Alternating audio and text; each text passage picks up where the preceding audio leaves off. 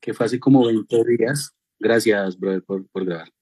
Que fue hace como 15 días en la que estábamos hablando sobre religiones del mundo. ¿Se acuerdan de esa clase? ¿Se acuerdan más o menos de religiones del mundo? Como que por qué hay tantas religiones. Y hablamos, ¿cierto? Esto es un resumen, lo que les voy a dar. Por favor, escriban y estén muy pendiente de todo esto. Una cosmovisión es la forma en la que cada uno de nosotros vemos el mundo, ¿sí? Esto viene de cosmos, como el mundo, y visión de cómo veo el mundo. Pero la cosmovisión, toda cultura tiene 5 grandes ejes culturales. El primero de ellos es la ciencia, el segundo las artes o las manifestaciones estéticas como pintura, música, teatro, ¿cierto? El tercero es la religión, el cuarto son normas morales y el quinto son sistemas filosófico-conceptuales, como tú piensas acerca del mundo. La moralidad, la religión, el arte y la ciencia, y eso es como todas las culturas giran en torno a estos 5 grandes ejes culturales. ¿Listo? Y esto es muy importante a la hora de tener una cosmovisión, que eso fue lo que hablamos de las pasadas. Pero entonces, ¿de dónde salen tantas religiones?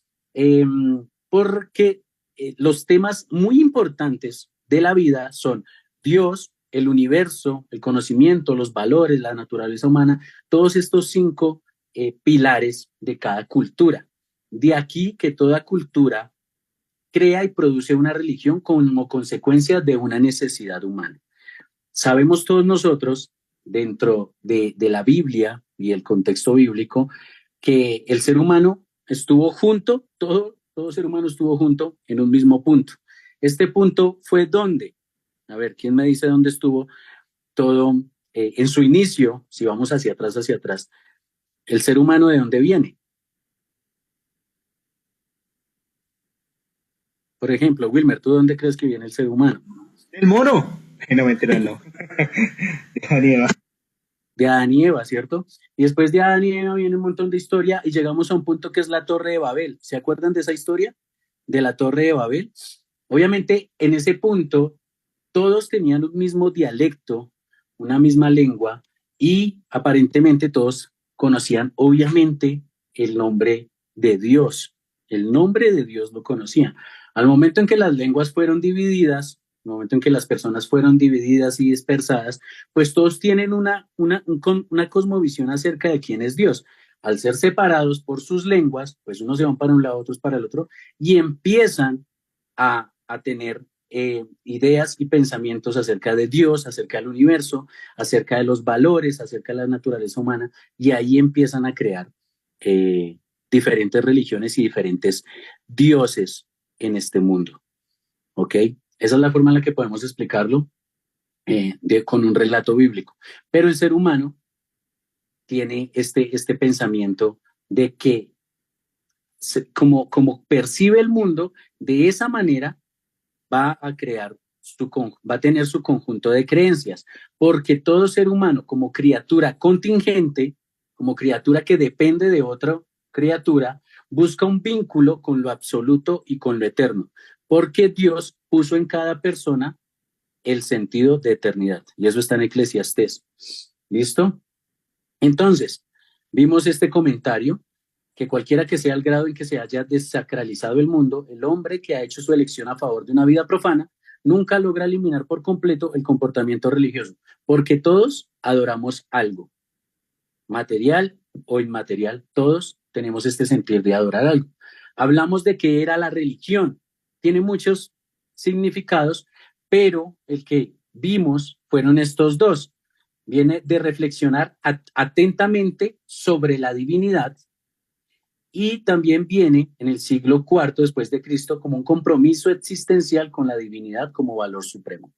Entonces, es un vínculo que usted tiene con una divinidad, sea cual sea, puede llamarle a esa divinidad como quiera. Y de ahí la religión, ¿listo? Es estas definiciones etimológicas, ¿listo? Esto es simplemente cómo el mundo lo ha pensado.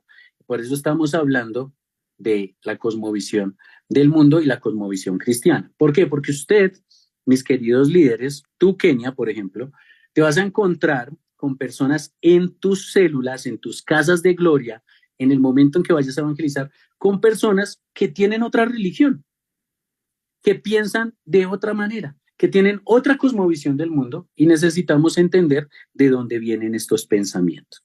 ¿Listo? Hablamos que habían clasificación de las religiones, que habían religiones telúricas, por ejemplo, habían que son todas estas religiones que tienen como de Dios a la madre tierra.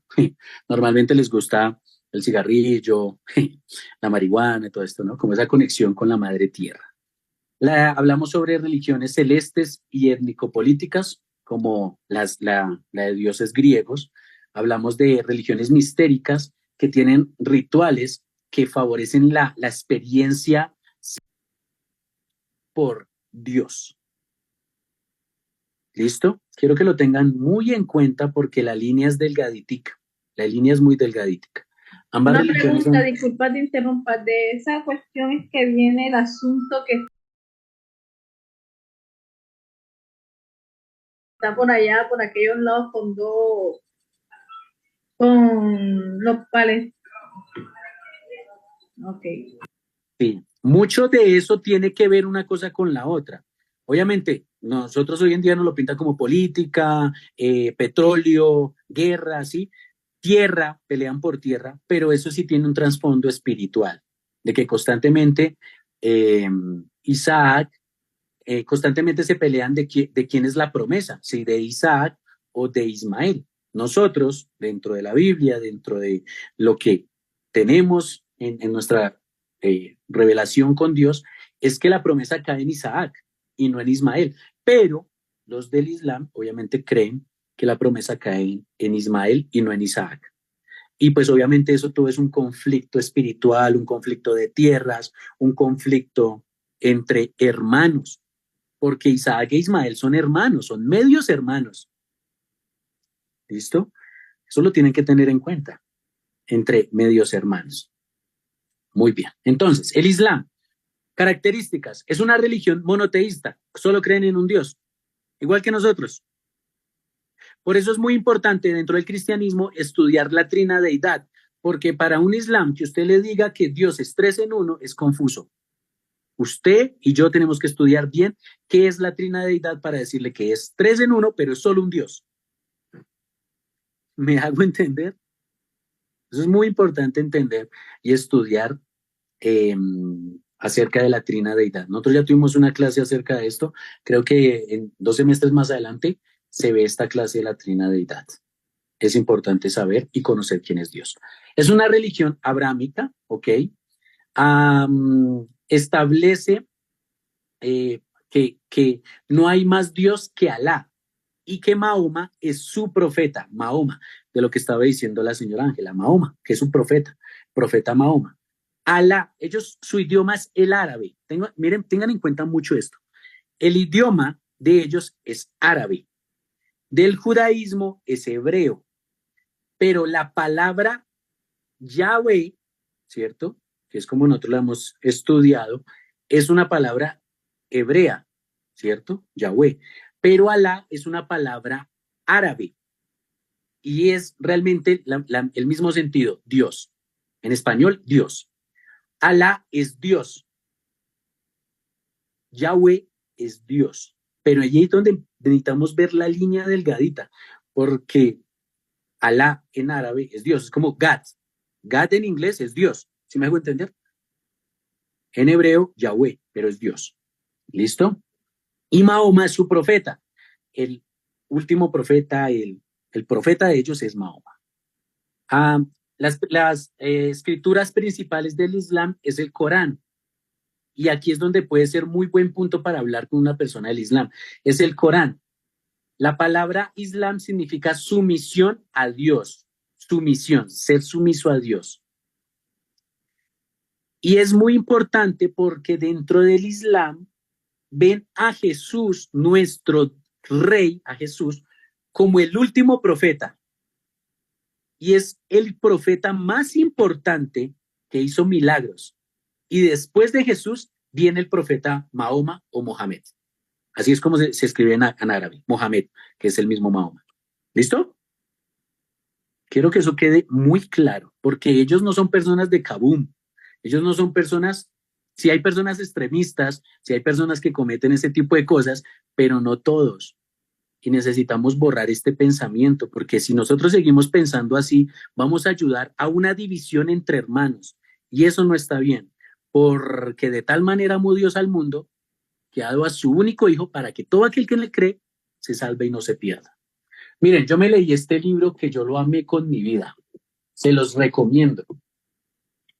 Este libro se llama Sueños y Visiones. Y dice, ¿está Jesús dedicado a despertar el mundo musulmán? Mírenlo, Sueños y Visiones. ¿De qué trata este librito? Hay más grande, más pequeño, este librito. Trata de cómo Jesús mismo, se les está apareciendo a los musulmanes en sueños y visiones. Jesús mismo. ¿Por qué? Porque no hay misioneros que vayan a predicar. Entonces, le toca a Jesús mismo revelarse a ellos. Y si usted predica, obviamente allá, puede que lo maten, porque hay gente extremista. Pero Mahoma sí existió, ¿verdad? ¿Cómo? Sí, Mahoma existió, de verdad. Mahoma sí existió. ¿Listo? El Mahoma histórico existió. Bien, pasemos. Es la religión, la segunda religión más grande del mundo. Su libro sagrado es el Corán. Aceptan a profetas como Abraham, Moisés, Salomón, Jesús. Para ellos Jesús es Isa al-Mesí, que significa Jesús el Mesías, Isa al-Mesí. Así se llaman a Jesús como Isa, ¿ok? Aunque esta palabra Isa es un poquito como despectiva realmente, pero ven a Jesús como Isa. Entonces, si usted tiene la oportunidad en algún momento de ir a estos países donde hay el Islam, usted puede decir tranquilamente, yo soy seguidor de Isa, es decir, soy seguidor de Jesús, y no le va a pasar nada, tranquilo. ¿Listo? En el Corán se aceptan libros sagrados como la Torá. La Torá, ¿cuál es la Torá?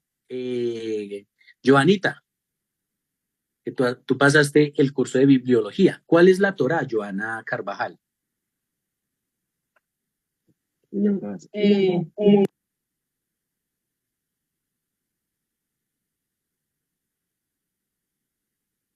¿Cuál es la Torá?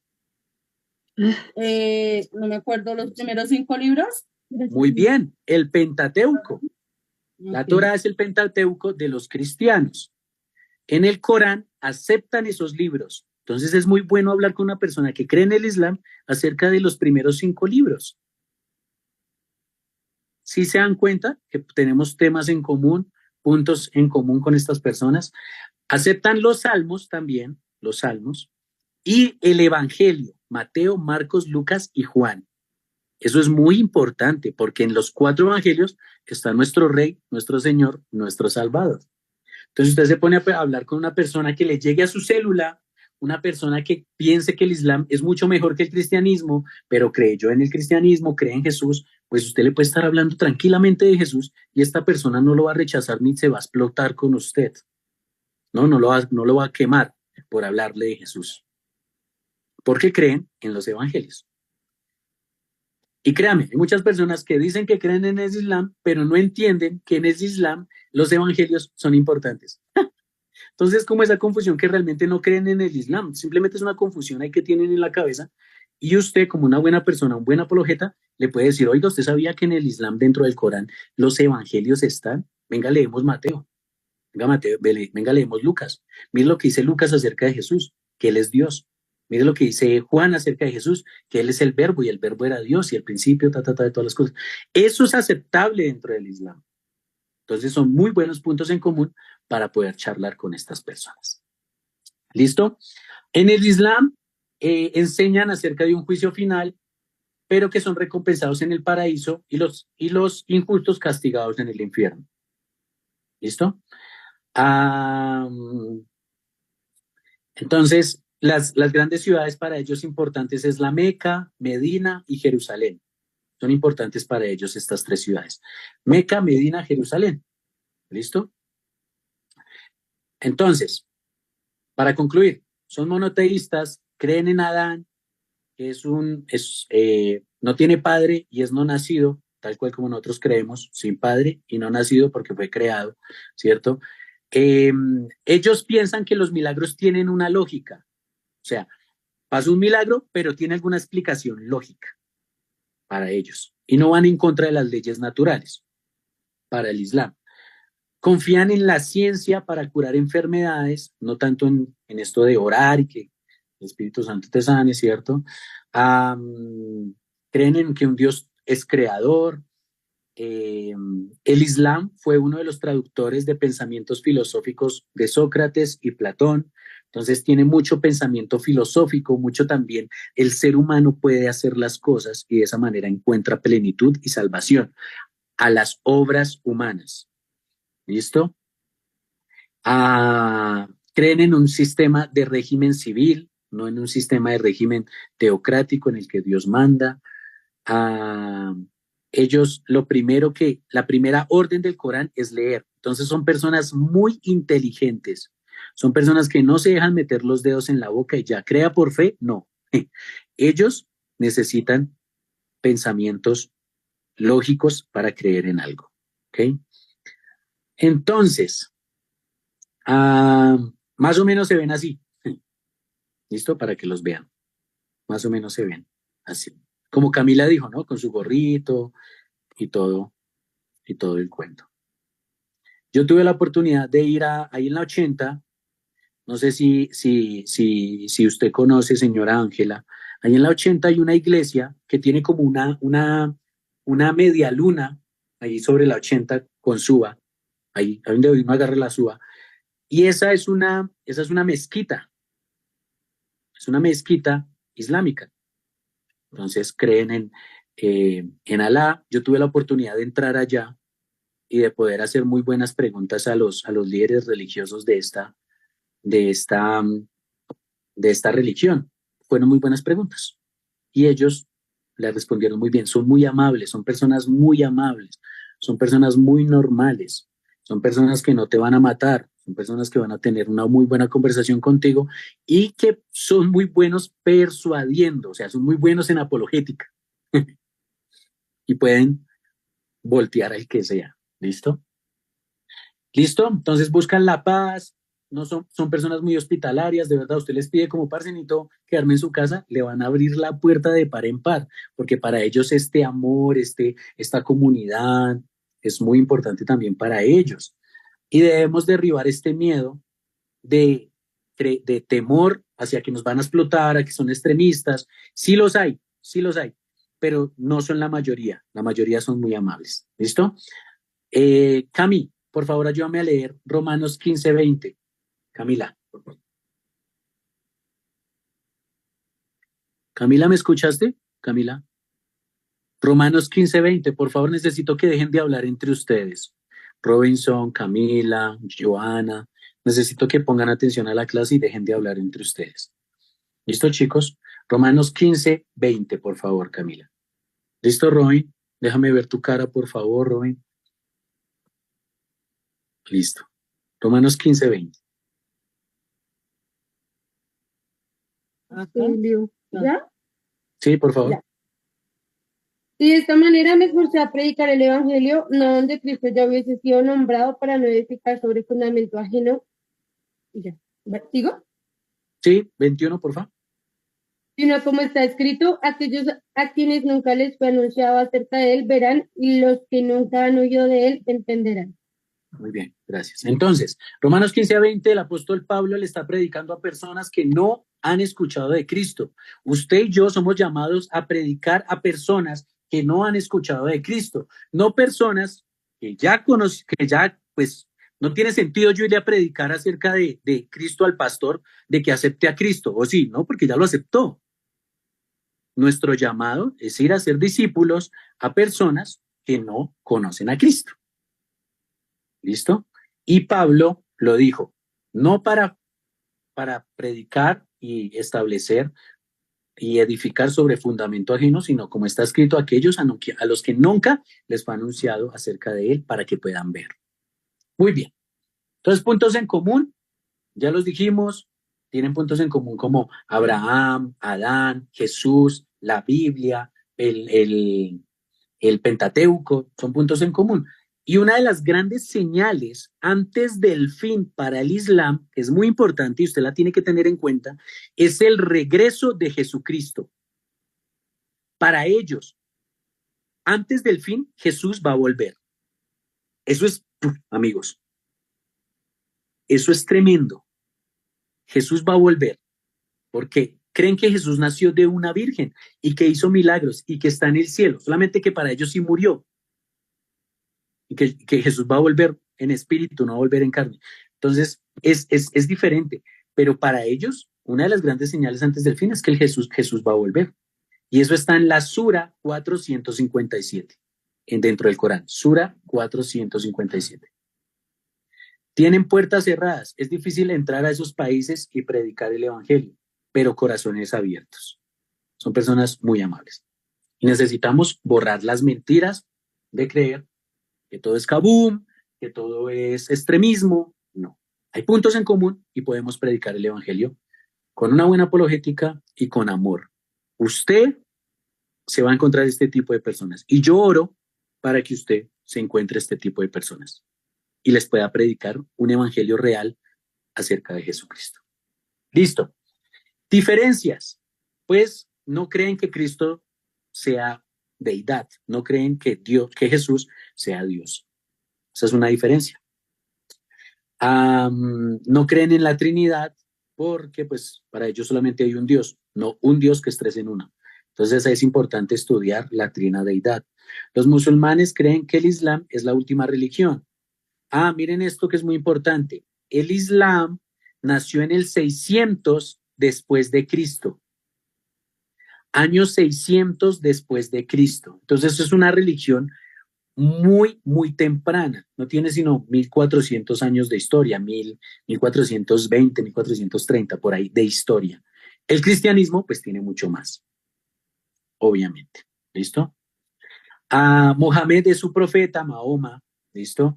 Creen en la unidad de Dios, la soberanía, Y los 10 países más grandes musulmanes son, primero, Indonesia, el más grande musulmán. Segundo, Pakistán, es el más radical, es donde puede ser muy radical. Bangladesh, India, Irán, Turquía, Egipto, Nigeria, Argelia y China. ¿Listo? Sobrino, Pakistán, ¿qué piensas de Pakistán? ¿Qué has escuchado acerca de Pakistán? No, porque es un lugar muy bonito. ¿Qué te dijera, amor? No, ni idea. No entiendo tu pregunta. Grande tu micrófono ahí.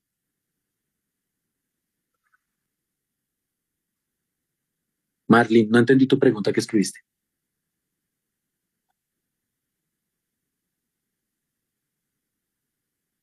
Okay, no, porque tú dijiste al principio de que, o sea, como en niveles está alta, o sea, la religión tiene más adeptos, más feligreses, entonces, la del cristianismo está un poquito más arriba.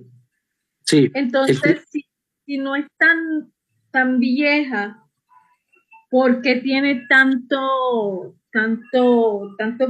feligres? Ok, tantos adeptos, ok. Porque miren que ellos tienen una ideología muy interesante, que es un problema para los cristianos hoy en día, sobre todo con el pensamiento del mundo hoy en día, y es que hoy en día no queremos tener hijos. Los jóvenes realmente, como que la mayoría piensan no tener hijos, aún dentro de la iglesia cristiana. Para el Islam, lo más importante es tener hijos y criarlos dentro del Islam. Entonces, eso hace que ellos tengan más feligreses, obviamente familias dentro del Islam, no sean tan, sí, vas a decirlo así, tan hipócritas. Ellos no son nada hipócritas. Ellos creen en Alá y a la hora que sea se arrodillan mirando a la Meca allá, como que suena una campana, a la hora que sea, se arrodillan en pos de la Meca y oran. ¿Sí me hago entender? Diferente a los cristianos. Entonces, los cristianos en muchas ocasiones, lastimosamente, solemos ser muy endebles, muy con falta de carácter. Entonces, todo eso ayuda para que estas personas digan, no, pero mire el Islam, ellos sí son serios con este cuento. Ellos sí son serios con Dios. Pues yo prefiero el Islam. Entonces, es un problema del cristianismo que muchas veces no tenemos mucho testimonio realmente, porque se ha tergiversado en parte mucho el cristianismo y por eso necesitamos volver a las primeras obras y predicar con nuestro testimonio y mostrar a Jesucristo de manera real.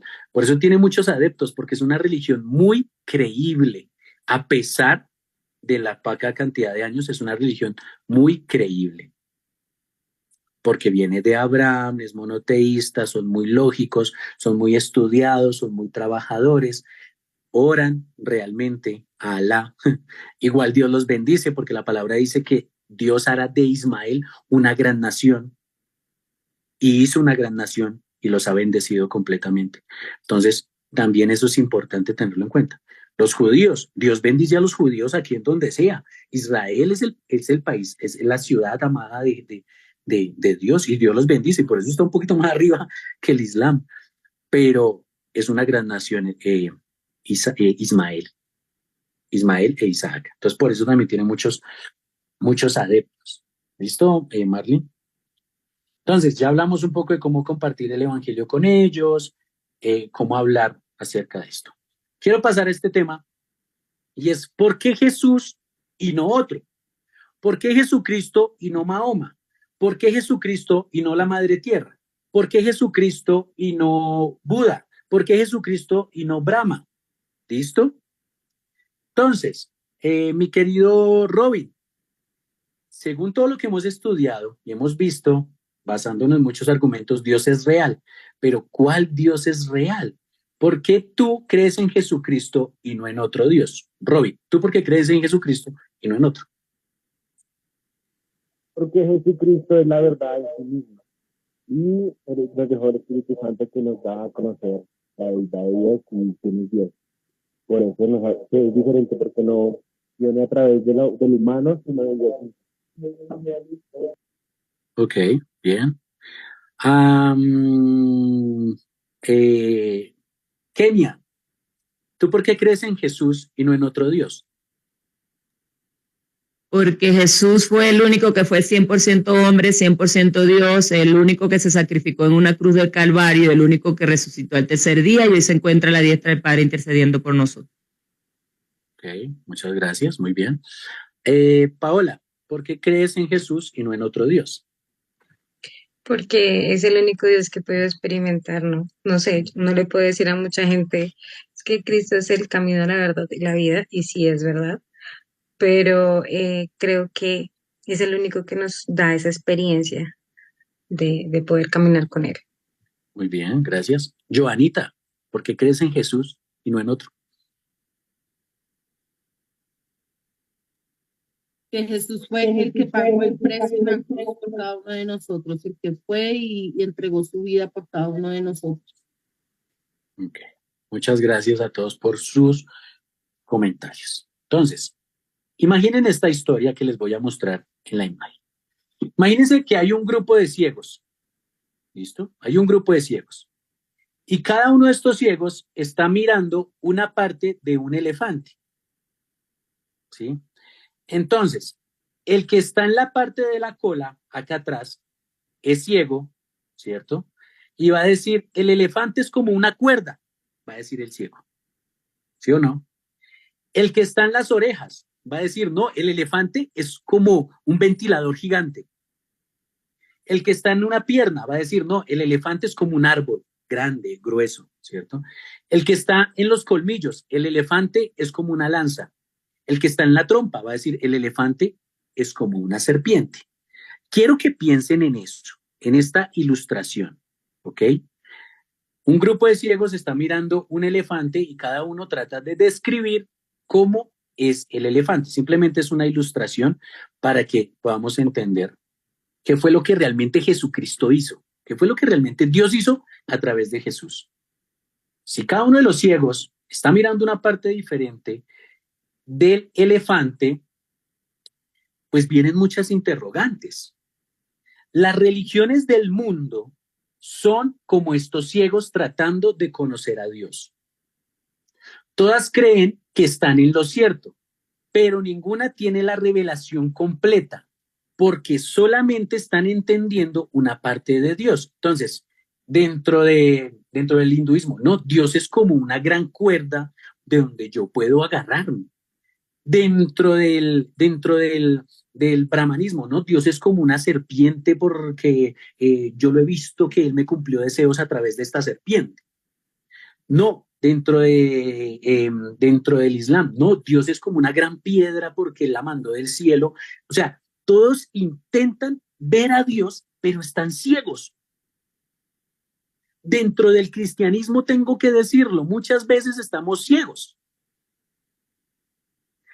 Porque decimos, Dios es un gran tronco en el que yo me puedo abrazar y Él me va a amar por siempre. Y está bien, pero eso lo puede decir cualquier otra religión. ¿Me hago entender? Entonces, ¿cómo pueden estos ciegos ser tan arrogantes si solamente tocan una parte del elefante? ¿Cómo podemos llegar nosotros a ser tan arrogantes de decir, yo tengo la revelación completa de quién es Dios? Y no solamente pasa en el cristianismo, pasa en todas las religiones. Todos piensan que están en lo cierto. Piensen en esto, por favor, piensen en esto. Si todos son ciegos, entonces, ¿qué pasa con el narrador de la historia? Solamente el que está narrando la historia sabe cómo es un elefante realmente. Yo que estoy narrando la historia, yo sé cómo es un elefante, ¿cierto? ¿Qué pasaría si el elefante se voltea y le dice a todos los ciegos, no, oigan, yo no soy una serpiente, no soy un árbol, no soy un ventilador, no soy una cuerda. Yo soy fuerte, yo soy grande, yo soy amoroso, yo amo de verdad, yo quiero estar con ustedes, yo quiero conocerlos. Y esa es la diferencia entre Jesucristo y todos los demás dioses, que siendo Dios, dejó su posición de Dios para acercarse al ser humano y decirles, oiga, yo soy Dios y Dios es esto. Dios es esto, el que me ve a mí ve al Padre. El que me conoce a mí ve al Padre. Yo soy la puerta por la cual ustedes pueden entrar al Padre. Busquen primeramente las cosas del reino de Dios y su justicia, y lo demás vendrá por añadidura. Yo soy la vid, ustedes los pámpanos. Si se pegan a mí, entonces conocerán al Padre. Y esa es la gran diferencia entre Jesucristo y las demás religiones del mundo, que siendo Dios se acercó al ser humano. El ser humano no puede hacer absolutamente nada por salvarse, sino es porque Dios se acercó al ser humano a través de Jesucristo. Porque yo puedo decir, es que yo amo a Dios porque es que yo lo siento. Bueno, eso suena muy esotérico. Tengo que decírselos, una experiencia humana, una experiencia sensorial. Es que yo amo a Dios porque se me reveló a través de un árbol. Bueno, eso suena muy telúrico, muy ponerle alma a las cosas. Y entiendo que dentro de la Biblia sí hay este tipo de revelaciones, pero entendiendo que es Dios el que se las está dando. Entonces tenemos que tener mucho cuidado con este tipo de cosas. Todas las religiones buscan y dicen que tienen la verdad, pero dentro de un grupo de ciegos, si el elefante se voltea y les dice, yo soy así, ¿qué pasaría con estos ciegos? Marlene, ¿qué pasaría con que Dios se te acerque a ti y te diga, yo soy así, así, así, así, así? ¿Tú qué pensarías?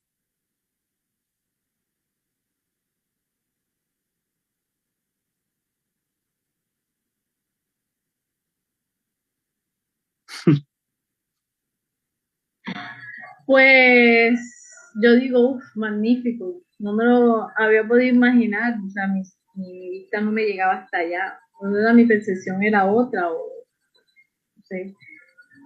Ok, tranqui, muy bien. Eso fue lo que Jesucristo hizo, mi querida familia Renace. Se acercó al ser humano a decirles, Dios es así. Yo soy Dios y yo soy así. Y eso hace diferente a Jesús que todos los demás. ¿Ok? Bertrand Russell dice, Cierto tipo de gente que se cree superior suele decir con frecuencia que todo es relativo, lo cual es absurdo, porque si todo fuera relativo no habría nada relativo en ese todo. Es decir, muchas personas piensan, no, Dios es así, Dios es así, Dios es así, pero eso es una posición muy relativista. Dios es uno solo y su descripción debe ser una sola. Para unos, sí, yo entiendo, para mí Dios es un padre, para mí Dios es amoroso, para mí Dios es pero usted tiene que entender y tiene que tener una posición mucho más fuerte que un sentimiento de quién es Dios. Lo entiendo. Por eso les digo, el problema del cristianismo es que no conocemos a Dios. Y muchos cristianos se van al Islam, al hinduismo, a todas las religiones que hay. ¿Pueden todas las religiones del mundo ser verdad? No, no pueden. No puede ser todas verdad, porque la verdad es exclusiva, solamente hay una verdad. ¿Puede ser Dios uno y millones, tres y ninguno al mismo tiempo? Claro que no, no puede ser. Dios es solo uno, por lógica. Parecen iguales, pero no son iguales. Parecen idénticas, pero son profundamente diferentes todas las religiones, dentro de la salvación, dentro de la creación, dentro de los milagros, dentro de la arqueología. Aún los más religiosos están de acuerdo con que estas religiones son diferentes por estas cosas. Tenemos amigos musulmanes, judíos, católicos y cristianos, y aún así no pensamos igual. Un católico no piensa igual que un cristiano, aunque se parezca. ¿Listo? El Islam. Dentro del Islam, Jesús no murió. Dentro del judaísmo, Jesús murió, pero no resucitó. Dentro del cristianismo, Jesús murió, resucitó y está vivo. Ven que son parecidas, pero en su esencia son diferentes. La verdad es exclusiva y excluyente. La verdad tiene que existir. La vida sin verdad no puede ser vida. La verdad se puede definir cuando hay algo eterno que la sostiene. Y este eterno es Dios. Dios revelándose al ser humano a través de Jesucristo. Y ahí usted tiene que tener su posición. ¿Quién es Jesús para usted? Piensen en eso. Eso es importante que lo pensemos como cristianos. ¿Quién es Jesús para mí? El cristianismo ofrece algo diferente. Jesús acercándose. Dios mismo se ha acercado a mí. De tal manera amó Dios al mundo que ha enviado a su único Hijo para que todo aquel que le crea no se pierda y tenga vida eterna. Y eso lo hace diferente al Islam. Eso lo hace diferente al brahmanismo. Yo no puedo hacer nada para ser salvo. Es Dios a través de Jesucristo. Y fe. Fe en Él. Bien. Job 42:5 dice, de oídas te había oído, mas ahora mis ojos te ven. Job 42:5. Miren, con estas clases siento de parte del Espíritu Santo, de verdad el Espíritu Santo, siento como Él les está abriendo el entendimiento, el corazón, el pensamiento, el hecho de conocerlo, de querer conocerlo. ¿Listo? Miren, 5 cosas por las que Jesús es superior. Primero, Jesús es superior por su influencia. Nadie en este mundo tiene más influencia que Jesús. Nadie. O sea, se lo aseguro, estúdielo. Ni Mahoma, ni Brahma, nadie. Solamente tuvo sus 12, ¿cierto? Y un montón de gente que lo seguía, pero se enfocó en 2. Y a partir de eso, vea, su influencia grandísima. Jesús es superior por su enseñanza. Nadie, a través de la historia, predicaba y hablaba, y habla, hoy en día todavía, Jesucristo habla. Nadie habla con tal autoridad como Jesucristo. Jesús es superior por su carácter, humilde, pero también poderoso. Muchos de los predicadores que existen o existieron, no cumplieron cosas que dijeron.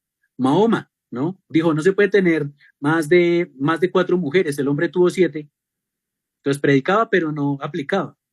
Jesucristo, su carácter era superior, es superior. Lo que Él dice, lo cumple. En Él es sí y amén, dice la palabra de Dios. Jesús es superior por ser indispensable. No hay camino, no hay verdad y no hay vida sin Jesús. Sin Jesús, el cristianismo no existe. No tiene sentido el cristianismo si Jesús no fuera la razón de esto. Jesús es diferente, es el agua de vida que no da sed jamás. Jesús es el pan de vida que no pasará hambre. Jesús es verdad y vida. Y usted tiene que predicar con esta pasión de decir Jesús es superior por encima de todo, por encima de Mahoma, 600 después de Cristo. Después de Cristo, ¿después de quién? 600 después de quién. El Corán, 600 después de quién. De Cristo. Eso es mucha influencia, eso es superior, eso es ser indispensable, aún dentro de la historia del mundo. Eso es una locura, mis queridos amigos. Una locura, mi querida familia. Miren, Napoleón Bonaparte dijo lo siguiente acerca de Cristo. Y quiero que juntos miren la pantalla y juntos lo leamos. Que me parece un texto, es increíble lo que Napoleón dice acá. Dice, ¿listo? ¿Todos lo están viendo? Quiero que todos lo vean y lo leamos juntos, que me ayuden a leerlo. Dice, conozco a los hombres y te digo que Jesús no es hombre. Nos manda crecer y no da más razón que sus temibles palabras, yo soy Dios. Los filósofos tratan de resolver los misterios del universo con sus disertaciones vacías. Los filósofos, necios, son como el niño que llora por tener la luna para juguete. Cristo jamás titubea, habla con autoridad. Su religión es un misterio, pero subsiste por su propia fuerza. Él persigue y exige de manera absoluta el amor de los hombres, la cosa más difícil de conseguir en todo el mundo. Alejandro, César y Aníbal conquistaron el mundo. Alejandro Magno, ¿cierto? Conquistaron el mundo, pero no tuvieron amigos. Yo mismo soy, Napoleón, ¿no? Yo mismo soy quizá la única persona en mi época que amé a Alejandro, a César y a Aníbal. Alejandro, César, Carlomagno y yo hemos fundado imperios, pero ¿sobre qué hemos fundado estos imperios? Sobre la fuerza. Jesucristo fundó su imperio sobre el amor y en estos momentos hay millones que darían sus vidas por él. Fundando sobre el amor, no sobre la fuerza. Yo mismo he inspirado a multitudes, dice Napoleón, de tal manera que habrían muerto por mí, pero para ello era necesario mi presencia. Ahora que estoy en Santa Elena, ¿dónde están mis amigos? Estoy olvidado, pronto a volver a la tierra y a hacer comida de gusanos. ¡Qué abismo el que hay entre la miseria mía y el reino eterno de Cristo! Un abismo gigantesco. Aquel que es proclamado, amado y adorado, y cuyo sino se está extendiendo por toda la tierra. ¿Es esto la muerte? Te digo que la muerte de Cristo es la muerte de un Dios. Te digo que Jesucristo es Dios. Los seres humanos, grandes y poderosos, jamás van a poder tener un imperio tan grande como el que tiene Jesucristo. Y eso lo hace superior. ¿Por qué Jesucristo y no otro? Por esto y más. C.S. Lewis, famoso escritor de las Crónicas de Narnia. Si no las han leído, los invito a que se lean. Yo me leí el primer tomo, quisiera, si alguien me quiere ofrendar toda la sesión de C.S. Lewis.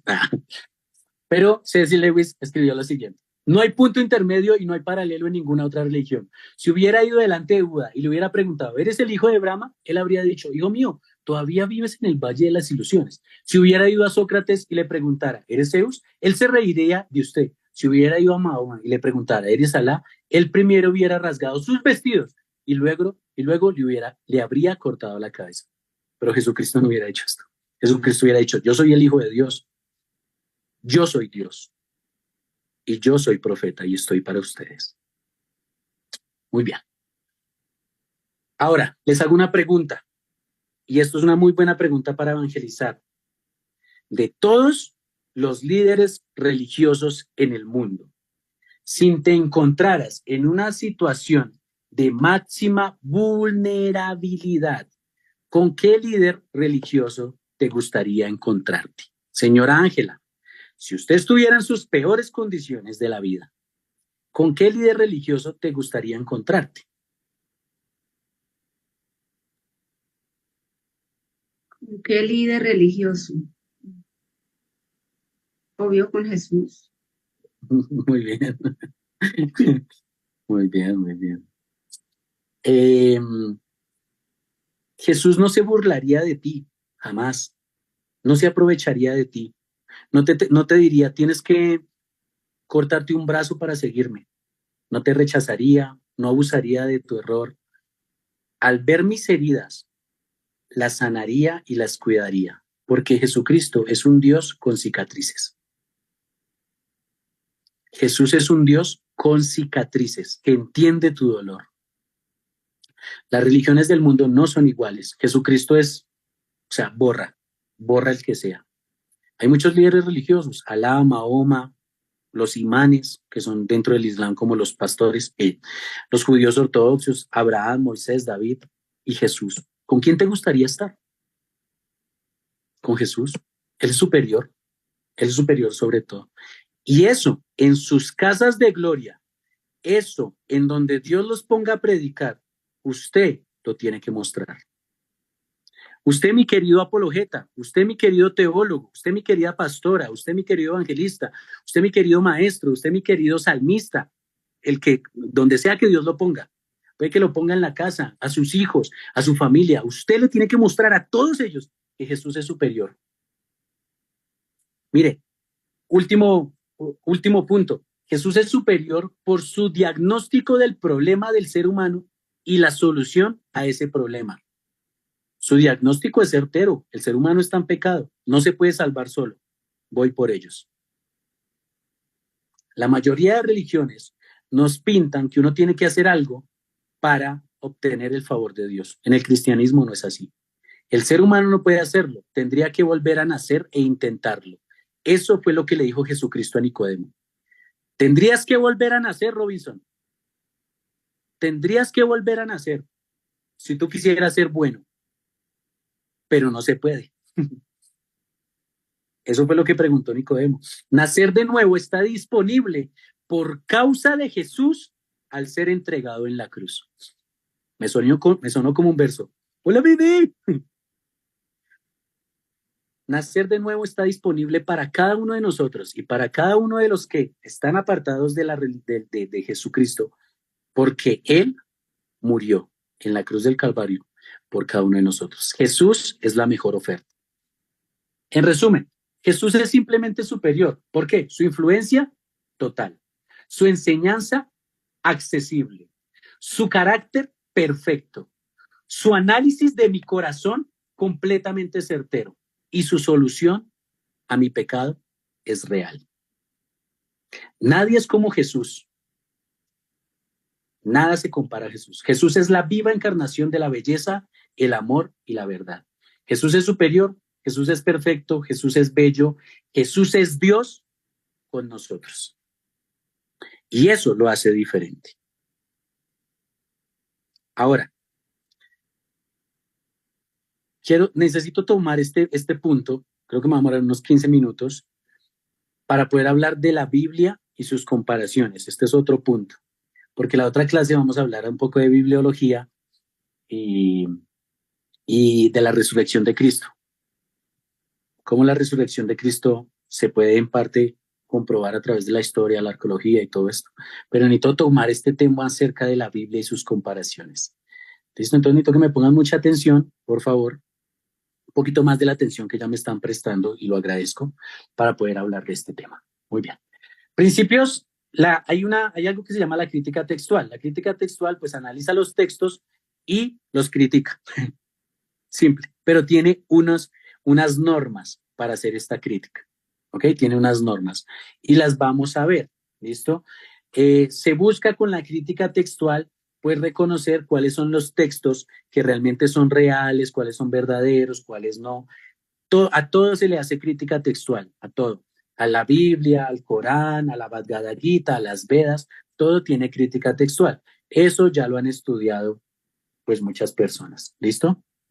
Ahora, por ejemplo, este es el ejemplo de etapas de un documento antiguo. Entonces, miren, el original, documento escrito por cualquier documento, ¿listo? Cualquier documento. Esto no solamente en la Biblia, cualquier documento. Vamos a hablar de cualquier documento. El original, más o menos en el año 500 antes de Cristo, salió este documento, lo escribió el original. ¿Listo? Ahí está el original. La primera copia está como por aquí. ¿Listo? Aquí aparece. Son 1000 años de diferencia entre la primera copia al original y la segunda copia del original. Son más o menos 500 años de diferencia. Y la tercera copia aparece como en la mitad del 500 después de Cristo al año presente. ¿Listo? pero la copia que está preservada es esta, la 500 después de Cristo, aunque el escrito fue 500 antes de Cristo. Entonces hay 1000 años de diferencia. Entonces, hay menos posibilidades de errores de copia en cuanto más corto es el tiempo entre el original y la copia. ¿Me hago entender? Por ejemplo, yo saco una copia hoy, yo escribo algo hoy, 2024, ¿cierto? Yo escribo algo a mano, porque recuerden que en la antigüedad no habían fotocopias ni impresoras, sino todo era escrito a mano. Yo escribo hoy algo a mano. Dentro de 500 años, alguien mira mi documento y hace una copia, empieza a escribir y dice, no, esto fue lo que escribió Omar, tal cual como lo escribió Omar. Alguien después, 500 años después, hace una segunda copia, ¿cierto? Pero alguien hace una copia 3000 años después, ¿cierto? ¿A quién le creerían ustedes más que escribió más certeramente las cosas que yo escribí? ¿A la que está más cerca, a mi original, o a la que está más lejos? A la que está más cerca, ¿sí o no? Muy bien, eso es lo que significa esto. Entonces, otra forma de la crítica textual, entre más cerca esté, esa es la primera, entre más cerca esté la copia del original, pues tiene más credibilidad. La segunda, empiezan a copiar, ¿cierto? Entonces, por ejemplo, esta primera copia dice, Joan es bueno. Y la segunda copia dice, Juan es bueno. ¿Ven que hay un poquito de diferencia ahí? Joan a Juan, pues hay una diferencia, ¿cierto? Con pocas copias, es más difícil detectar los errores de copia, ¿sí? Si solamente hay 2 copias, pues es más difícil saber si realmente era Juan o si realmente era Juan. ¿Sí me hago entender? Por favor, hagan manito arriba si me están entendiendo. Muy bien, gracias. Entonces, entre menos copias hayan, pues es más difícil detectar el error. Pero si hay más copias, es más fácil detectar el error. Por ejemplo, copia 1, Juan es bueno. Copia 2, John es bueno. Copia 3, Juan es bueno. Copia 4, Juan es bueno. ¿Cuál es el error dentro de estas copias? Paolita, dentro de estas 4 copias, ¿cuál sería el error? ¿La 1, la 2, la 3 o la 4? Paola. Pues la 2. Muy bien, ese sería el error. Entonces, cuantas más copias existen, es más fácil encontrar los errores de copia. ¿Está claro? Hagan manito arriba si está claro. Súper. Entonces el error claramente es John y el original es Juan. Bien. Resulta que muchos libros de la antigüedad fueron escritos. ¿Listo? Pero miren esto. Primer autor. Los autores están en esta línea. ¿Los logran ver? Miren la pantallita. Los autores están como en esta línea. Ahí dice autor, libro, ¿cierto? Cuando fue escrito, copia más temprana, lapso de tiempo y número de copias. César, Platón, Homero, Tucídides, Heródoto, Demóstenes, Tácito, Plinio, todos escribieron. Todos en esa época escribían. ¿Qué escribió, por ejemplo, Homero, este hombre? ¿Qué escribió Homero? Homero escribió la Ilíada. ¿Cuándo fue escrito? En el 800 antes de Cristo, según los estudiosos. La copia más temprana, 400 antes de Cristo. Entonces, entre la original y la copia hay un lapso de tiempo de ¿cuánto, Johnman? Ay, no sé, ¿cuánto es el tiempo, Liliana? Estamos hablando de la Ilíada, ¿cierto? La Ilíada fue escrita en el 800 antes de Cristo. La copia más temprana en el 400 antes de Cristo. ¿Cuánta diferencia hay entre el 800 y el 400 antes de Cristo? 400. 400 años de diferencia. Muy bien, súper. Entonces, la primera copia tiene una diferencia de 400 años. Eso es importante, téngalo presente. Y el número de copias en ese lapso de tiempo son de 643 copias. Es un número alto. O sea, tiene 643 copias para darse cuenta cuáles son errores y cuáles son verdaderas. La Ilíada de Homero. Pero hay otros escritos que solamente tienen 10, 7, 8, 227, que es lo que estamos viendo en este sector. Por ejemplo, Tácito escribió los Anales, que es un libro muy bueno, acerca de historia judía, historia de el mundo antiguo, y la copia más temprana es en el 1100 después de Cristo, un lapso de tiempo entre cuando fue escrito y la copia más temprana de 1000 años. 1000 años, sí. Y el número de copias son 20. Solamente hay 20 copias para darse cuenta cuál es real y cuál no. Eso en libros antiguos. Pero miren lo tremendo de la Biblia. Y por eso quiero que ustedes se den cuenta de lo tremendo que es la Biblia. ¿Por qué? Porque la Biblia, todas estas personas, ¿listo? Todas estas personas, John Ryland, Bodmer, Chester, Codes Vaticanus, son manuscritos, copias de la Biblia. ¿Cuándo fue escrito, por ejemplo, John Ryland? En el 90 después, el Nuevo Testamento, hablemos del Nuevo Testamento. El Nuevo Testamento, esta copia, este manuscrito fue en el 90 después de Cristo. 90 después de Cristo, ¿cierto? La primera copia es 130 después de Cristo. O sea, este manuscrito, esta copia, fue en el 90 después de Cristo. Este manuscrito en el 90 después de Cristo, la primera copia en el 130 después de Cristo. Una diferencia de tiempo de solamente 40 años en copias. Eso es un muy corto lapso de tiempo en el tiempo antiguo.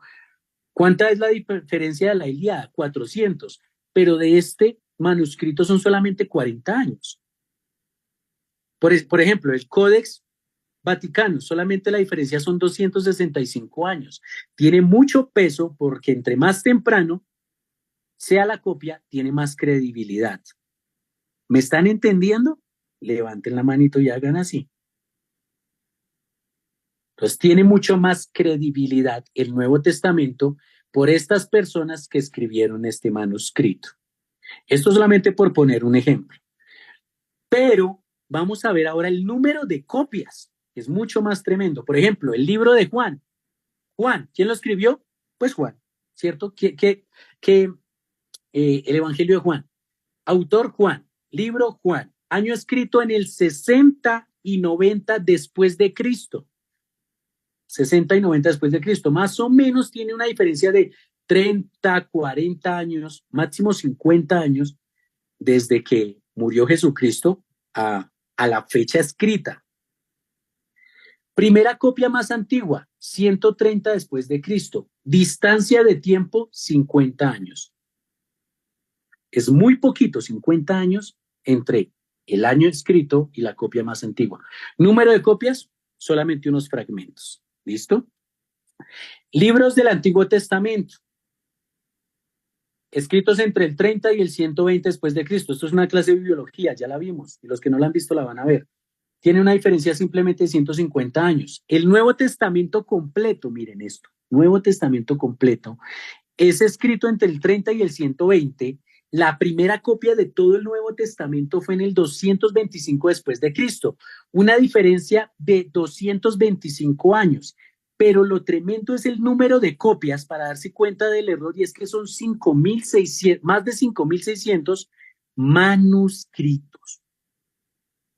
O sea, 5.600 copias. En las anteriores el máximo eran 643, pero en la Biblia son 5.600 copias. Entre eso, imposible no encontrar el error. Si lo vemos dentro de todas las traducciones y todos los estudios que se han hecho y todo lo que ha pasado, hay más de 24.900 manuscritos. 24.900 manuscritos del Nuevo Testamento, con una diferencia entre 50 y 400 años nada más. Y 24.900 manuscritos, 25.000. Eso le da mucha credibilidad a la Biblia. Porque hay más manuscritos, hay más maneras de encontrar el error y la diferencia en tiempo es casi nada. Si creemos que la Ilíada, lo que leemos nosotros dentro de la Ilíada, es real, usted tiene que creer que la Biblia, el Nuevo Testamento y lo que dice Jesucristo es completamente real.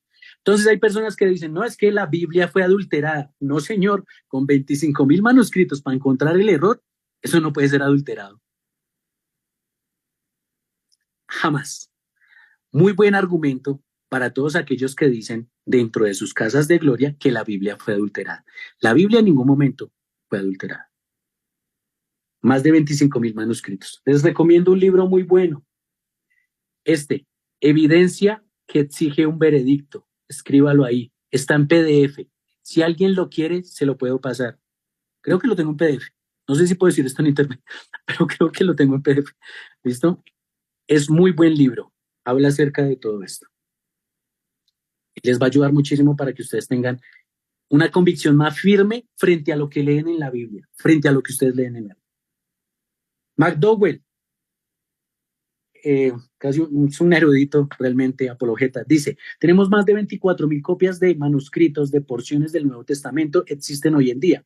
Ningún otro documento antiguo ni siquiera se acerca a tales números y certificación. En comparación a la Ilíada de Homero, es el segundo con 643 manuscritos que existen. Entre 643 a 24,000 manuscritos hay un montón de diferencia. Son 23,300 manuscritos de diferencia. Eso es un montón, amigos. Lo que usted lee en la Biblia tiene tanto poder, tanto poder. Y lo que usted lee en la Biblia es la verdad de la verdad absoluta. ¿Listo? El Corán tiene muchos más errores. Estúdielo. Se van a dar cuenta de eso. Y eso es lo que necesitamos llevar a las personas a que se den cuenta.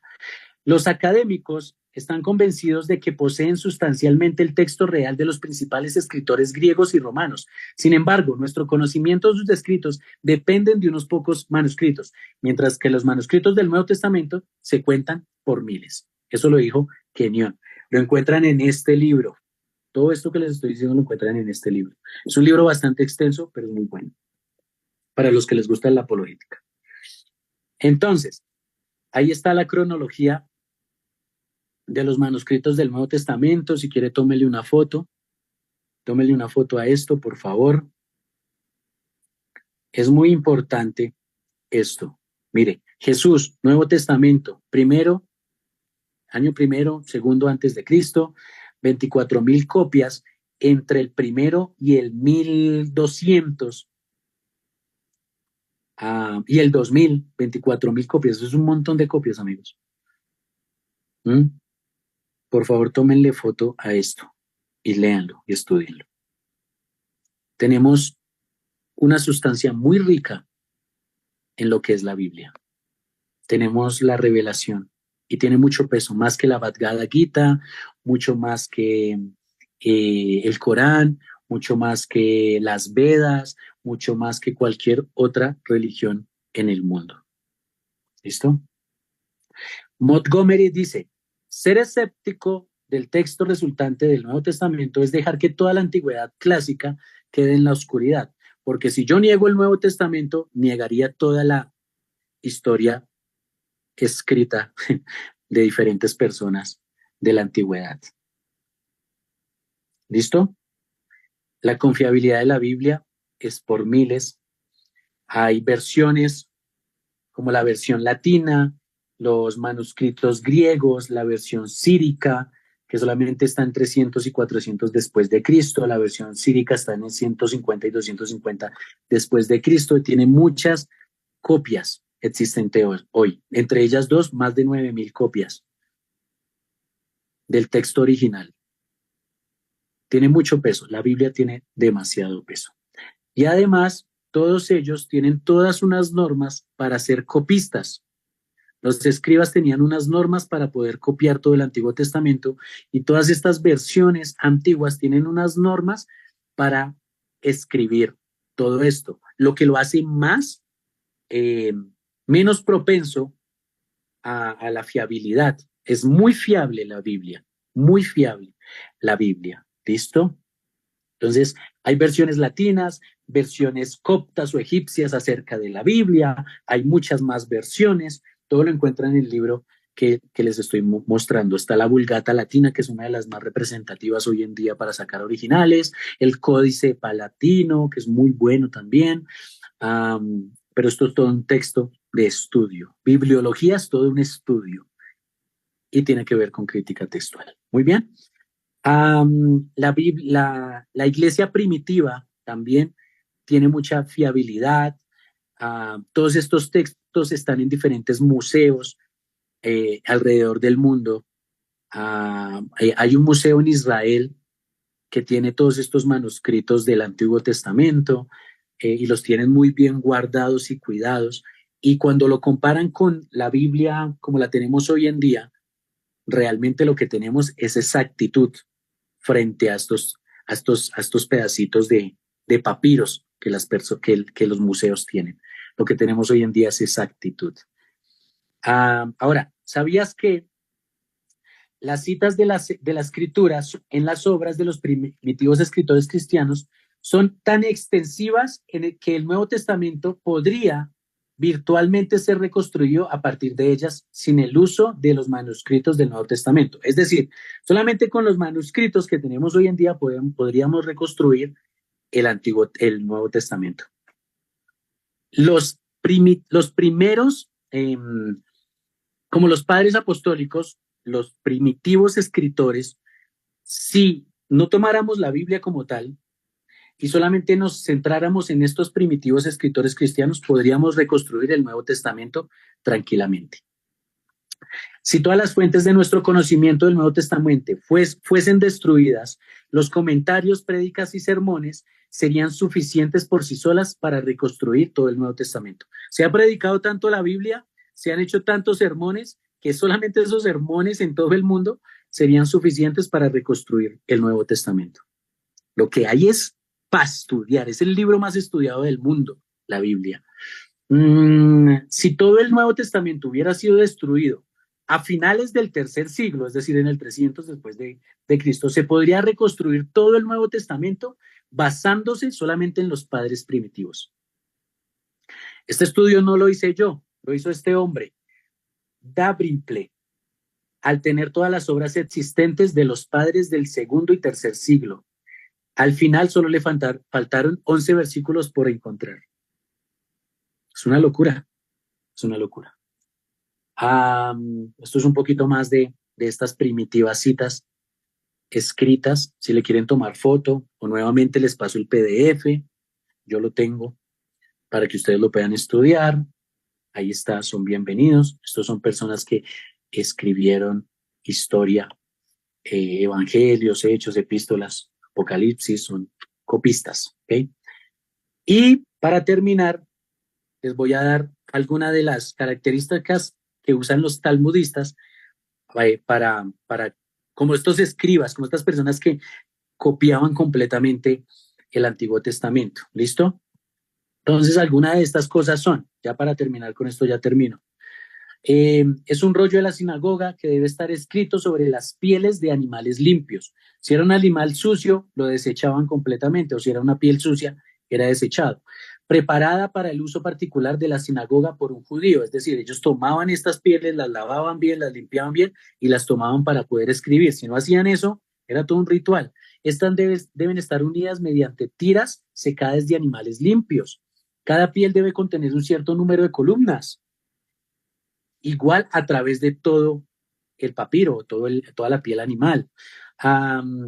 Tiene que ser con unas medidas originales tomadas por los talmudistas, y ellos se tomaban el tiempo para poder hacer todo este ritual y poder copiar. Entonces, como que estas son solamente 17 de las copias que hacían. Los reyes en el Antiguo Testamento, ¿se acuerdan que habían leyes dentro de la ley mosaica, dentro del Antiguo Testamento, dentro de los escritos de Primera y Segunda de Reyes, Primera y Segunda de Crónicas, en que los reyes se la pasaban estudiando la palabra de Dios y escribiéndola? David lo hizo y escribiendo más textos, por eso hoy en día tenemos salmos, ¿cierto? Pero un rey tenía que escribirlo con todas estas normas. si no era completamente desechado el escrito. Entonces, es una locura todo lo que tenemos hoy en día dentro de la Biblia. ¿Ok? Si los reyes escribían o no escribían mal, o lo escribían mal, o lo que sea, todo esto se desechaba completamente. Bien, eso es unas características, nuevamente está en este libro, se los garantizo que lo van a disfrutar si lo llegan a leer. Acabamos con la clase, perdón, me extendí un poco, pero era muy importante para que lo pudiéramos tener en cuenta. Es ver el video que les voy a pasar, es una película